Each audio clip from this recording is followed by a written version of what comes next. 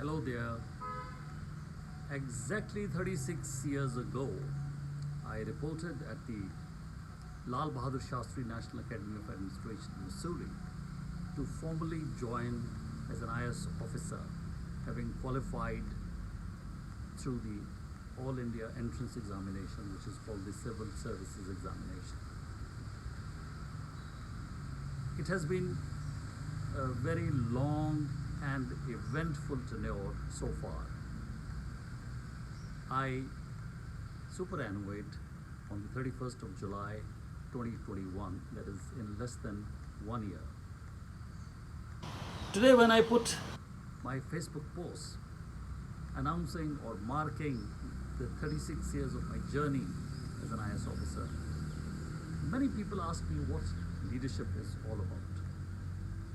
Leadership, needless to say, is the flavor of the season.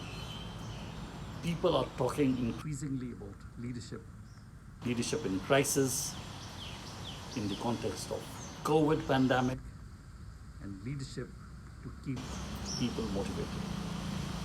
First of all, we must understand that leadership and management are two different things. In management, you're managing your staff. They could be paid employees. They do what you tell them. On the other hand, leadership is a much wider context. A dictionary meaning of leadership would be something like a person who leads or commands a group or an organization. A leader does not direct. A leader leads and your followers follow. So therefore, the meaning of the word followers is to be taken virtually literally. You are leading and they are following you, not because they are enjoined to do so because of conditions of the service or they're being paid, but because there are shared values. And that is the core of leadership. Leadership is, what is that single value so dear to you which makes you take extraordinary risks, personal, familial, professional, and then there are a large number of people who are able to identify themselves with those values and follow you. So therefore, whenever we are talking in terms of leadership, there must and has to be a core value for which you are willing to stick your neck out. Leadership is not about your occupation, your job, your everyday duties. It is about your calling, a higher calling, and what in the ancient Indian scriptures has been called as dharma. Not as in religion, dharma not as in religion, but dharma as in a sacred pious duty which you deem fit to do and perform, not for any personal benefits, but for the purpose of a larger cause. So that is the crux of leadership. Now, in this small talk, I will run you through 5 or 6 attributes of leadership. And some of you might even ask me, which of these are the most important ones? Which one should I imbibe? Which one is really a mandatory one? So I would say that these are generally the type of attributes in exercise of leadership. But at the end of the day, you have to see how many of these resonate with you. Not everyone can and need to be a leader. There are followers, and followers are the real strength of the leader. A manager kind of pushes, he directs. A leadership, when he leads, the followers follow. It is almost like a magnetic force of attraction. So that's a very important but a subtle difference which sometimes we are not able to understand. I attended a couple of years ago a course in leadership in the Harvard Kennedy School of Government. And the only takeaway which I was able to remember after so many years basically was that there is no such thing as leadership. It's not about titles. It is not about designations. It's all about exercise of leadership. And any person at any stage, at any time, can exercise leadership. So therefore, it is the exercise of leadership, seizing the initiative at those particular crucial moments, that is what is going to decide whether you are a true leader or not. As I've already said, it is dedicated to those values which you hold very dearly. But attribute number one, it is risky. And risky in every sense of the word: your personal safety, your financial security, your family life, everything is at stake when you are exercising leadership. It is not about safety and security. And safety and security actually lies in your followers. It is your business to ensure their safety and security. And once they know that you are sticking your neck out for them, they will collectively secure you. But remember, exercise of leadership is point number one, a risky vocation.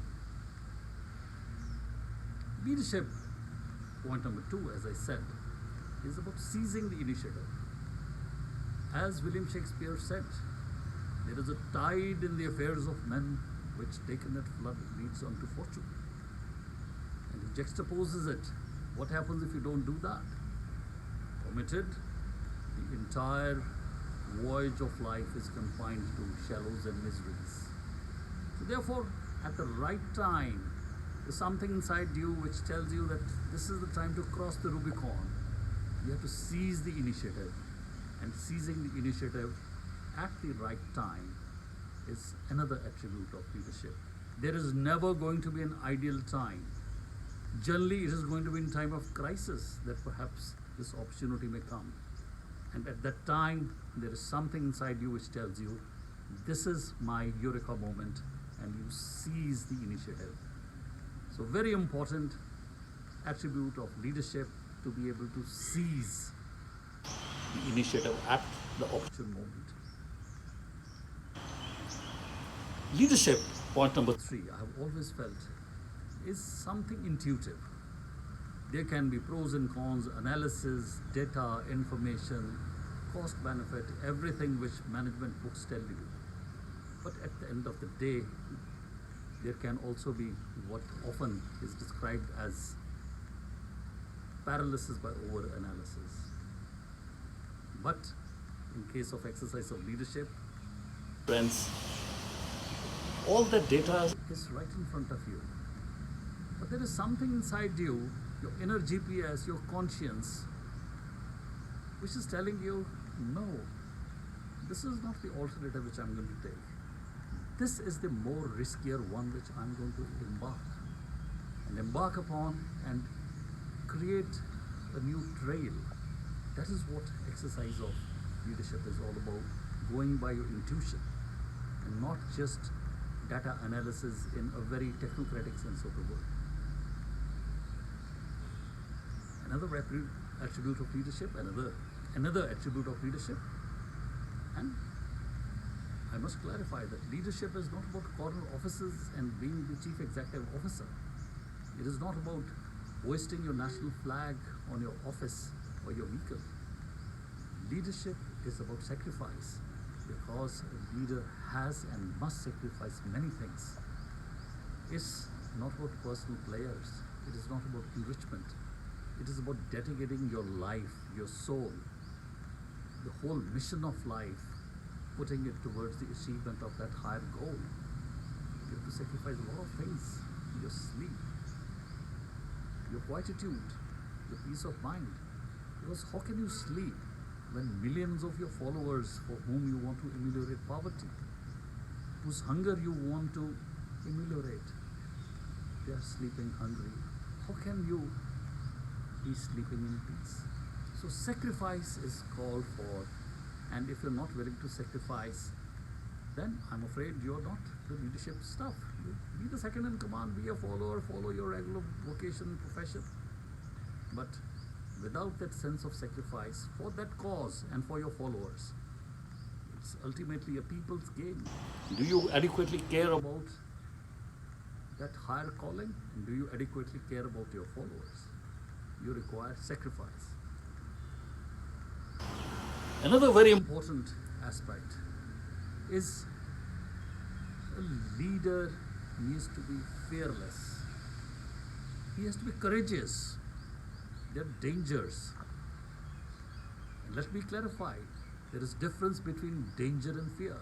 Danger is something very real. You put your hand into fire, it's going to burn. You walk into a motorway without looking hither and thither, you're going to be run over by speeding traffic. But fear is something internal. It is a worry that this thing may happen or not. I'm going to embark upon this mission, a military mission. Am I going to come back alive? Danger is real, but fear is something only in your mind. So leader has to be courageous and has to be fearless. In Hindi, in Sanskrit, the word is nidar, bina dar ke, person who's fearless. So it's almost rhyming with leadership, nidarship, to be fearless and to be courageous. That is a hallmark of a good leader. A leader, to inspire his followers, to attract them in their millions, relies on faith and trust. You have faith and trust in your followers, and they have in you. It is not about signing contracts, as you perhaps might do in a job or in a contractual engagement, that I do this, you give me this, quid pro quo, reciprocity, whatever you might say. Leadership is about faith and trust of the followers in the leader, and their common faith and trust in that shared value, that objective which you hold so dear at cost of repetition. Let us not forget that everything, peripheral attributes can change. There can be a balance, there can be an interplay, there can be a trade-off. But the major thing, that shared value which you pursue, and pursue on faith and trust, that is what is the core and crux of leadership. Communication. A leader has to communicate, and generally the communication is verbal. And in this day and age of social media, that communication is possible virtually real time. You cannot be writing letters. You cannot be writing contractual notes. Emails, fine. Sending photographs, okay.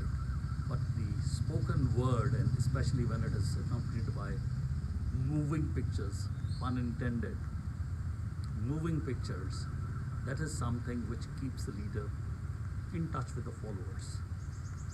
So these, friends, were the few things. But before I conclude in the next 2 minutes, at the end of the day, leadership is about taking decisions and taking discerning decisions, and those decisions impact on your mission, they impact on your followers. In the Holy Bhagavad Gita, the ancient Hindu scripture book, it is said, you should do your duty, your sacred dharma, and bother not about the fruit of labor. So here, when you're taking decisions, you're not bothered about the personal dividends that you may get. But these are discerning decisions. What is going to happen to your mission? What is going to happen to your followers? And taking the responsibility for the outcome. Leadership is not about hogging the credit if your mission is successful and apportioning the blame when things go wrong. Many people who would like to describe themselves as leaders have already covered their back by saying that should things go wrong, well, ABC, I'm going to fix responsibility. Yeah, I did my best. A leader, a true leader, has to take responsibility for his decisions, because the consequences are contingent upon the decisions. They can be external factors. It is never going to be a deterministic game. But once you take a decision and it's implemented, then morally it is your responsibility. Maybe it'll be another talk where I distinguish between accountability, between culpability, and between responsibility. These are used interchangeably, but ultimately the leader has to take responsibility. So friends, these are the few things. Leadership is a risky vocation. These are the attributes. Do you have it in you? What's your mission? Does it come from deep within you? If so, now is wow. Please step out, and you may start alone. But if your mission, if your calling resonates with your followers and potential followers, and people see a streak of selflessness, then you will have followers, and God willing, your mission will be successful. Take care. Have a great day. It was great talking to you.